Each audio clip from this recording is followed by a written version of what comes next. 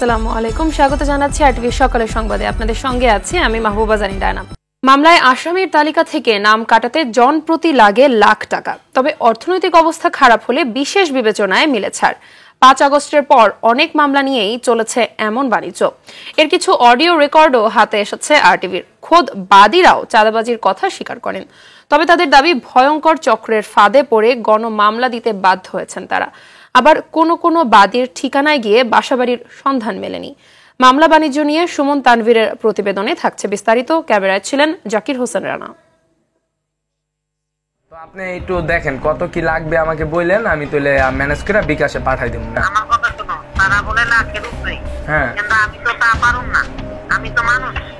জুলাই বিপ্লব পরবর্তী এক মামলার আসামিকে এমন প্রস্তাব দিচ্ছেন খোদ বাদী। শাহালি থানায় করা ওই হত্যা চেষ্টার মামলা থেকে আসামির নাম বাদ দিতে চাওয়া হয় টাকা। আমি 20,000 টাকা দেওয়ার মতো আপনি একবারে শোনো, আমি একবারেই কমাই বলছি। আসামি বাবু জানান, আন্দোলনে সক্রিয় অংশগ্রহণ করলেও তার নামে উল্টো মামলা দেওয়া হয়। উনি আমার কাছে টাকা দাবি করতেছে, টাকা চাইছে যে আপনার নাম কাটাই দিমু, কিছু টাকা পয়সা দেন, আমি আপনার নাম কাটাই দিই। অনুসন্ধানে গেলে মামলায় দেওয়া ঠিকানায় বাদীকে খুঁজে পাওয়া যায়নি। তবে কৌশলে বাদীর কাছ থেকে ঠিকানা মেলে। আমার একটা ছোট ভাই আসলে মামলায় আছে, তো ওর বিষয়টা নিয়ে একটু আপনার সাথে কথা বলা ছাড়া তো আসলে কোনো কিছু হচ্ছে না। সামনাসামনি বললে একটু ভালো হতো। সাভারের কাউন্দিয়ায় গিয়ে বাদীর সাক্ষাৎ মেলে। মেল যে হুতা সে কিন্তু মামলা খাইছে। আপনাকে যে মামলা করাইছে, হ্যাঁ, সে অলরেডি মামলা খাইছে। আমি তো তারই এটা হচ্ছে পাপ্পু ভাই। আবার আইসা বলছে এক জায়গায় 5 লাখ টাকার কথা বলতে। আমি কইছি এটা তো টাকার ব্যবসা হয়ে যাইতেছে। যে সিন্ডিকেটের খপ্পরে পড়ে এমন মামলা করার দাবি করছে বাদী, এবার সেই পাপ্পুর খোঁজে প্রতিবেদক। আপনার নামটা আমি তো আল্লাহর কসম খেয়ে বলতেছি, এখন আমার কিছু করেন না। আমার পিঠ দেয়ালে ঠেকে আছে সব মিথ্যা কথার জবাব দিতে। আমি কোনো মামলা করতে না, কোনো কিছুতেই থাকি না। শুধু এ মামলা নয়, 5 আগস্টের পর দেশ জুড়ে হওয়া প্রায় 2,500 মামলার অনেকগুলো নিয়েই বাদীদের বিরুদ্ধে রয়েছে চাঁদাবাজির অভিযোগ। আমার নামে মামলা কেন, কে করলো, কি কারণে করলো? আমি বাদীকেও চিনি না, আমি উত্তরাতেও থাকি না। নাম মাহফুজুর রহমান। 2023-এর 28 ডিসেম্বর থেকে দেশের বাইরে থাকেন। অথচ 5 আগস্টের পর টঙ্গীর পূর্ব থানায় করা হত্যা মামলার 151 নম্বর আসামি তিনি। মামলার বাদীর সঙ্গে যোগাযোগ করলে মেলে আরো ভয়ঙ্কর তথ্য। আলী আপনার কোনো পরিচিতই ছিল না? কেউ একজন এসে বলেছিল আপনাকে যে এই মামলাটা এইভাবে তুমি করো নাকি? ভাই এটা নিয়ে আর কথা না বলাই ভালো ভাই। যারা আপনাদের দিয়ে করাইছে তারাই উদ্যোগ করাই নিছে। জি। বেশ কিছু মামলার নথি নিয়ে বাদীর ঠিকানা খুঁজতে গিয়ে মেলে চাঞ্চল্যকর তথ্য। 5 আগস্টের পর পল্লবী থানায় হওয়া একটি মামলায় এই ঠিকানাটি ব্যবহার করা হয়েছে দুয়ারিপাড়া। তবে এই ঠিকানায় আমরা এসে কোনো বসতিই পেলাম না। স্বরাষ্ট্র উপদেষ্টা সম্প্রতি বলেন, মামলায় নাম থাকলেও নিরপরাধ কাউকে হয়রানি করা হবে না। বিজ্ঞপ্তি আগেও আমরা কিন্তু এটা দিছি, যারা দোষী না তাদের কোনো কিছুই হবে না। বিতর্কিত মামলা নিয়ে থানাগুলোর ভারপ্রাপ্ত কর্মকর্তারা কথা বলতে রাজি হননি। কোন থানায় গেছে এটা তো তাহলে জানেন। সুমন তানভীর, আরটিভি, ঢাকা।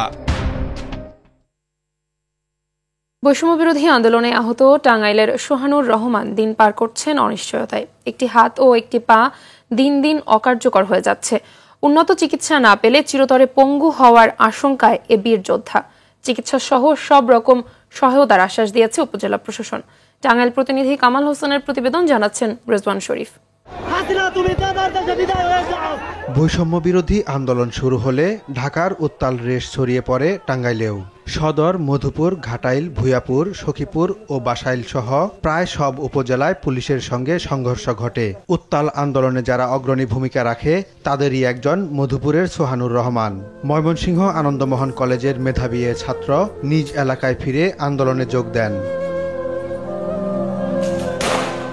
মামলা হওয়ায় আত্মগোপনে থেকে গাজীপুরে এসে আন্দোলনে অংশ নেন সোহান। 5 আগস্ট ভোগড়া বাইপাস এলাকায় পুলিশ গুলি চালালে সোহানের সারা শরীরে বিদ্ধ হয় বেশ কয়েকটি। পরে চিকিৎসায় কিছুটা সুস্থ হলেও তার একটি হাত ও একটি পা দিন অকার্যকর হয়ে যাচ্ছে। আমি বিভিন্ন হসপিটালে চিকিৎসাধীন অবস্থায় ছিলাম, তো আমার আসলে তখনও ভালোভাবে চিকিৎসা হয়নি, কারণ আমার শরীরে আসলে 200-এরও অধিক স্প্লিন্টার থাকার কারণে সেই স্প্লিন্টারগুলো বিভিন্ন জায়গায় বিদ্ধ হয়ে যায়। যেমন হচ্ছে আপনার সবচাইতে বেশি ক্রিটিক্যাল যে পার্ট, সেটা হচ্ছে নার্ভের ভিতরে আসলে এই স্প্লিন্টারগুলো থেকে যাওয়ার কারণে সেগুলো অপসারণ করা যায়নি, যার ফলশ্রুতিতে আজকে আমার হাত এবং পা, যেমন হচ্ছে আমার বাম হাতটা একেবারে শুকিয়ে বিকলাঙ্গ হয়ে যাচ্ছে, ঠিক সেম ওই রকমই আমার ডান পাওটা শুকিয়ে শুকিয়ে ওই বাম পায়ের তুলনায় 2-3 ইঞ্চি শুকিয়ে গেছে। হাত আর পা যদি শুকিয়ে একেবারেই পঙ্গুত্ব বরণ করতে হয়, তাহলে আমি আমার এই সংসার জীবনে আসলে আমার অনেক কষ্ট হয়ে যাবে। তাই আমি বলবো যেন সরকার আমার উন্নত চিকিৎসা এবং তারই পাশাপাশি যেন আমার একটা স্থায়ী একটা পুনর্বাসনের ব্যবস্থা সরকার থেকে যেন আমার। সোহানের অনাগত ভবিষ্যতের চিন্তায় ঘুমহীন কাটছে অসহায় মা ও স্ত্রীর। একমাত্র অবুঝ শিশু সন্তানটিও বাবার আদরের জন্য চারপাশে ঘুরছে। আমার ছেলে যেন তার বউ বাচ্চা আছে, সে যেন ভালোভাবে পরিবারটা চালাইতে পারে, সরকার যেন একটা স্থায়ী ব্যবস্থা করে দেয়। মনকার চিকিৎসার খুব প্রয়োজন, বউ বাচ্চা নিয়ে চলতে পারতেছে না, বিদ্যুৎ গুলি খেয়ে ঘরে পড়ে হয়েছে। আমরা সরকারি সুদৃষ্টি কামনা করছি যাতে করে তার একটা সুন্দর পুনর্বাসনের ব্যবস্থা হয়। যেহেতু ইনকাম করার মতো একাই ছিল, এদিক থেকে পরিবারের অবস্থা খুব খারাপ হয়ে গেছে। পাশাপাশি ওর উন্নত চিকিৎসা না হলে এদিকেও একটা সংজ্ঞা আছে যে এখন বর্তমানে পঙ্গুত্ব অবস্থায় আর কি খুব মানবেতর জীবনযাপন করতেছে। 5ই আগস্ট গুলিবিদ্ধ হয়েছে এবং গুলিবিদ্ধ হওয়ার পরে খুবই মানবেতর জীবনযাপন করছে। আমরা সরকারের কাছে আহ্বান জানাচ্ছি তার একটি সুষ্ঠু চিকিৎসা করার জন্য এবং কি তার প্রতি সুলভ দৃষ্টি রাখার জন্য। আন্দোলনে যারা হতাহত হয়েছে সবার জন্য প্রয়োজনীয় ব্যবস্থা নেওয়ার কথা জানান উপজেলা নির্বাহী কর্মকর্তা। নিরাময় যোগ্য না মনে হচ্ছে বাংলাদেশে, এবং যদি বাইরে ট্রিটমেন্ট করে তাদের যদি এই আক্রান্ত বিষয়গুলো নিয়ে কাজ করার সুযোগ থাকে, উপজেলা প্রশাসনের পক্ষ থেকে বা জেলা প্রশাসন বা সরকার উদ্বোধন কর্তৃপক্ষ যদি আমাদের বলে থাকে বা তাদেরকে বলে যদি তাদের ব্যবস্থা করে দেওয়া যায়, সেই জন্য আমরা সর্বোচ্চ চেষ্টা করি। জীবন বাজি রেখে দ্বিতীয় স্বাধীনতার নতুন সূর্য এনে দেয়া এই বীরদের প্রতি কোনো অবহেলা দেখতে চায় না সাধারণ মানুষ। রেজওয়ান শরীফ, RTV। কুমিল্লায় মোটরসাইকেল দুর্ঘটনায় 3 আরোহী নিহত হচ্ছেন।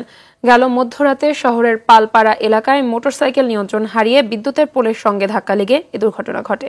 নিহতরা হল সদর উপজেলার আহাদ হোসেন, মিনহাজুল ও বুড়িচং উপজেলার মোহাম্মদ ইমন। কোতোয়ালি থানার ভারপ্রাপ্ত কর্মকর্তা মোহাম্মদ মহিনুল ইসলাম জানান, নিহতরা ভিডিওগ্রাফারের কাজ করত। কাজ শেষে রাতে বাড়ি ফেরার সময় ঘটনাস্থলে পৌঁছে তাদের মোটরসাইকেলটি নিয়ন্ত্রণ হারিয়ে রাস্তার পাশে বিদ্যুতের পোলের সঙ্গে ধাক্কা লাগে। 3 আরোহী নিহত হয়। এদিকে মুন্সিগঞ্জের মাওয়ায় ঢাকা মাওয়া এক্সপ্রেসওয়েতে প্রাইভেট কার ও পিকআপ ভ্যানের সংঘর্ষে 1 নারী নিহত ও কয়েকজন আহত হয়। ঘন কুয়াশার কারণে সিরাজুদ্দি খান টোল প্লাজার কাছে এ দুর্ঘটনা ঘটে। আহতদের বিভিন্ন হাসপাতালে ভর্তি করা হয়েছে।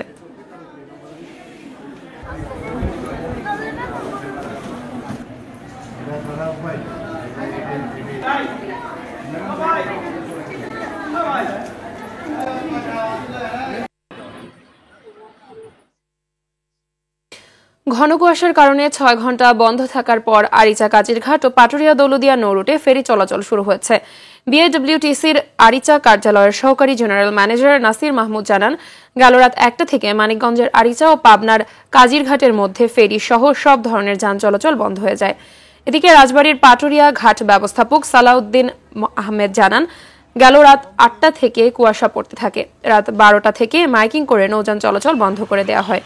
সকাল 7:30টার দিকে ফেরি সহ সব ধরনের যান চলাচল শুরু হয়েছে। এছাড়া ঘন কুয়াশার কারণে ঢাকা টাঙ্গাইল মহাসড়কে যানবাহন চলাচল করছে ধীর গতিতে। এ সময় যানবাহনগুলোকে হেডলাইট জ্বালিয়ে চলাচল করতে দেখা গেছে।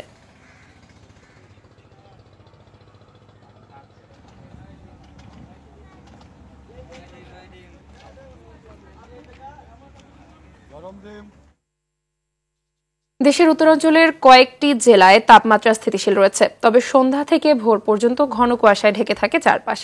সকালের দিকে সূর্য ওঠায় তা দ্রুত কেটে যায়।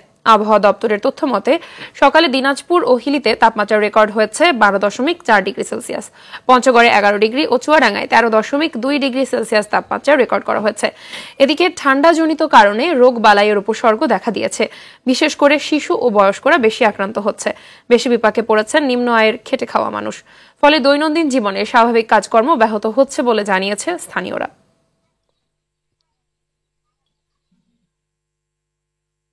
দর্শককে নিয়ে আরো জানাতে পঞ্চগড় থেকে সরাসরি যোগ দিচ্ছেন সহকর্মী হারুনুর রশিদ।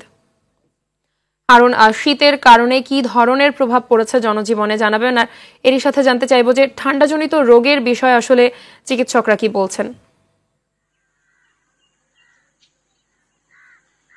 মাহবুবা, প্রথমেই জানিয়ে রাখি যে সকাল 9টায় এখানে 11.2 ডিগ্রি তাপমাত্রা রয়েছে। তবে ষড়ঋতুর পরিক্রমায় যে শীতকাল চলছে, এখানে কিন্তু পুরোদমে শীতের আমেজ রয়েছে।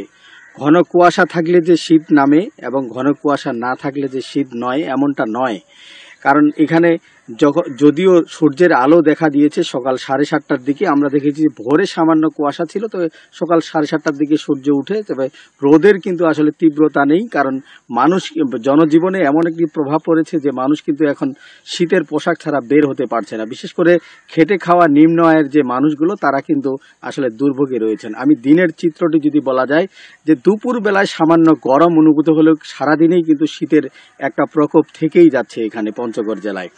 আমি আছি এখন পঞ্চগড়ের যে মির্জানগর এলাকায়। এখানে সবজির অনেকটা আবাদ হয়। আরেকটি বিষয়, এখানে কিন্তু তেমন জনসমাগম নেই, কারণ শীতের কারণে মানুষজন কিন্তু কম আসছে। আর এখানে ঠান্ডাজনিত রোগে কিন্তু আক্রান্ত হয়ে বরাবরই এখানে হাসপাতালগুলোতে রোগী বেড়ে যায়। তো আমি এখানে শিশু চিকিৎসক মনোয়ার হোসেনের সাথে কথা বলেছিলাম। তিনি আমাকে জানিয়েছেন যে এই মুহূর্তে আসলে বিশেষ করে ফ্রিজের খাবার এবং শিশুদেরকে ঠান্ডা যাতে না লাগে সেরকম পোশাক পরে কিন্তু তারা সব সময় শিশুদেরকে আবৃত করে রাখার কথা বলছেন। সেই সাথে কিন্তু গরম, বিশেষ করে ফ্রিজের খাবার গরম করে না খাওয়ারও পরামর্শ দিচ্ছেন। এবং বয়স্ক রোগীদের জন্য কিন্তু বাইরে যখন হাঁটাচলা করবে তখন কিন্তু শীতের পোশাক পরে শীত এই পরিবেশে আসতে বলছেন। তো পঞ্চগড়ে সারাদিনের যে আজকের যে সর্বশেষ চিত্রটি বলা যায়, এখন পর্যন্ত সোনালী রোদ উঠেছে, তবে রোদের তীব্রতা নেই। মাঝে মাঝে কিন্তু 4 থেকে 5 কিলোমিটার বেগে এখানে উত্তরের হিমেল হাওয়া বয়ে যাচ্ছে। তো এখন পর্যন্ত রোদ উঠেছে, মানুষজন কিন্তু আসলে কাজে বেরিয়েছে, তবে শীতের একটা প্রকোপ রয়ে যাচ্ছে এখানে। শীত উপেক্ষা করেই কিন্তু মানুষ এখানকার জনজীবন পরিচালিত হচ্ছে এখন। তো মাহবুবা, এই ছিল আমার কাছে পঞ্চগড় থেকে শীতের সর্বশেষ পরিস্থিতি। মাহবুবা, ধন্যবাদ আপনাকে। গাইবান্ধা ও কুড়িগ্রামবাসীর দীর্ঘদিনের স্বপ্ন তিস্তা সেতু এখন বাস্তব রূপ পেয়েছে। গাইবান্ধার হরিপুর থেকে কুড়িগ্রামের চিলমারি পর্যন্ত সেতুটির অবকাঠামোর কাজ এখন শেষ। কুড়িগ্রাম অংশের সংযোগ সড়ক, সেতুর লাইটিং, কার্পেটিং সহ শেষ পর্যায়ের কাজ যতই শেষ হচ্ছে ততই আশায় বুক বাঁধছে তিস্তার দুই পাড়ের মানুষ। এ শুকনো মৌসুমেই সেতুটি উদ্বোধন করতে চাচ্ছে কর্তৃপক্ষ। গাইবান্ধা প্রতিনিধি ফেরদৌস জুয়েলের তথ্য ছবিতে আরো জানাচ্ছেন নুসরাত জাহান সিনথি। এখন আর স্বপ্ন নয়, বাস্তবে রূপ নিয়েছে তিস্তা সেতু। গাইবান্ধার সুন্দরগঞ্জের হরিপুর থেকে কুড়িগ্রামের চিলমারি পর্যন্ত তিস্তা নদীর উপর নির্মিত হচ্ছে এই সেতুটি। এলজিইডির মাধ্যমে বাস্তবায়িত দেশের দীর্ঘতম সেতু হতে যাচ্ছে 1490 মিটার দৈর্ঘ্যের এই তিস্তা সেতু। এর মধ্যে বসানো হয়েছে 31টি স্প্যান, ফলে দৃশ্যমান হয়েছে গোটা সেতুর অবকাঠামো। এখন চলছে কুড়িগ্রাম অংশের সংযোগ সড়ক পাকাকরণ, কার্পেটিং, রং, লাইটিং সহ শেষ সময়ের কাজ। এই তিস্তা ব্রিজের কাজের শেষে উপকার হবে রৌমারী, নাগেশ্বরী, ভৃঙ্গমারী, চিলমারি এগুলোর যে যোগাযোগটা, এই যোগাযোগটা উন্নত হবে। আর ওই এলাকার মানুষের ঢাকার সাথে সংযোগ বেশি, এই জন্য রংপুর দিয়ে ঘুরে যেতে 100 কিলো দূরে হয়, আর এই তিস্তা ব্রিজ দিয়ে যেতে 100 কিলো কম হবে। এটাই সবচেয়ে বেশি উন্নত হবে। ব্রিজটা হরিপুর তিস্তা ব্রিজ চালু হওয়ার পর কুড়িগ্রাম, রহুমারী, চিলমারির কিছু লোকজন আমাদের গাইবান্ধা জেলা দিয়ে যাতায়াত করার ফলে ব্যবসা বাণিজ্যের এবং অনেক লোকের সমাগম হবে, বহু যানবাহন চলাচল করবে, এতে অনেক ডেভেলপ হবে আমাদের এলাকার, মানে গাইবান্ধা এলাকার। স্থানীয়রা জানায় সেতুর কারণে দুই পাশে স্থায়ী ভাঙন প্রতিরোধ ব্যবস্থা নেয় বন্ধ হয়েছে নদী ভাঙন। এছাড়াও সেতুটি চালু হলে কুড়িগ্রাম জেলার সঙ্গে সড়ক পথে ঢাকার দূরত্ব কমবে প্রায় 135 কিলোমিটার, কমবে রংপুর ও লালমনিরহাট জেলার দূরত্ব। কাইম এলাকাটা আর কি বর্ডার ফেলাইছে, এখন আর কি ভাঙনটা বন্ধ হয়েছে। আমাদের হচ্ছে যে সুন্দরগঞ্জের অনেক ওই পাকে আত্মীয় থাকে, তারা আগে অনেক দেরিতে যাইতো, নৌকোতে যাইতো, খেয়ার জন্য অনেকক্ষণ বসে থাকতো, কিন্তু এখন আমাদের ব্রিজটার কারণে এখন তারা গাড়ি ঘোড়া করে তাড়াতাড়ি যাইতে পারবে।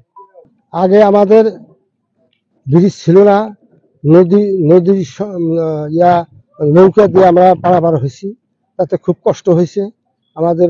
নৌকা কত সব ডুবে যায়, হয়তো কত লোক অ্যাক্সিডেন্ট হয়েছে। এখন যদি এই ব্রিজটা হয়তো আল্লাহর রহমতে আর কোনো ওই সমস্ত ঝামেলা থাকবে না, আমরা এই উদ্বোধনের জন্য অপেক্ষায় আছি। এরই মধ্যে সেতুর 95% কাজ শেষ হয়েছে উল্লেখ করে এলজিইডির প্রকৌশলী জানান, দ্রুতই এটি উদ্বোধনের প্রস্তুতি চলছে। আসলে আমরা চেষ্টা করছি, এখন শুকনা মৌসুম, কাজ করার উপযুক্ত সময়, দ্রুত ব্রিজের কাজ শেষ করতে, যাতে জনগণ দ্রুত উপকার পায় এবং এই ব্রিজটা যে উদ্দেশ্যে করা সেই উদ্দেশ্য যেন সাধিত হয়, এটাই আমাদের উদ্দেশ্য। পার্সেন্টেজে বললে মোর দ্যান 95% কাজ সমাপ্ত। আসলে ফিনিশিং ওয়ার্ক একটু সময় লাগে, কারণ ফিনিশিং ওয়ার্ক কিছুটা ডেকোরেটিভ, কিছুটা অর্নামেন্টাল, এই কারণে। মার্চের মাঝামাঝি অবশ্যই অনেক বাড়ছে এবং আমাদের মনোবলও তৈরি হয়েছে এই ধরনের ব্রিজ আমরা আরও করব, যদি সদাশয় সরকার আমাদেরকে সমর্থন দেন। একদম প্র্যাকটিক্যাল ব্যয় নির্ধারণ করা হয়েছিল এবং বাস্তবের সাথে তার মিল আছে। 2014 সালের 26 জানুয়ারি সেতুটি উদ্বোধন করা হয়, কিন্তু ঠিকাদার নিয়োগে বিলম্বের কারণে নির্মাণ কাজ শুরু হয় 2021 সালে, যার নির্মাণ ব্যয় ধরা হয় 730,85,00,000 টাকা। নুসরাত জাহান সিনথি, RTV। অন্তর্বর্তী সরকারের ভূমি এবং বেসামরিক বিমান পরিবহন ও পর্যটন মন্ত্রণালয়ের উপদেষ্টা AF হাসান আরিফের মৃত্যুতে আজ দেশজুড়ে রাষ্ট্রীয়ভাবে শোক পালন করা হচ্ছে। রোববার মন্ত্রিপরিষদ সচিব শেখ আব্দুর রশিদ স্বাক্ষরিত এক প্রজ্ঞাপনে এই সিদ্ধান্তের কথা জানানো হয়। রাষ্ট্রীয় শোক পালনে দেশের সব সরকারি, আধা সরকারি ও স্বায়ত্তশাসিত প্রতিষ্ঠান এবং শিক্ষা প্রতিষ্ঠান সহ সব সরকারি ও বেসরকারি ভবন এবং বিধ্বস্ত বাংলাদেশ মিশনগুলোতে জাতীয় পতাকা অর্ধনমিত রাখা হয়েছে। এছাড়া মরহুমের রুহের মাগফিরাতের জন্য দেশের সব মসজিদে বিশেষ দোয়া অনুষ্ঠিত হচ্ছে। গেল 20 ডিসেম্বর হৃদরোগে আক্রান্ত হয়ে চিকিৎসাধীন অবস্থায় তিনি মারা যান।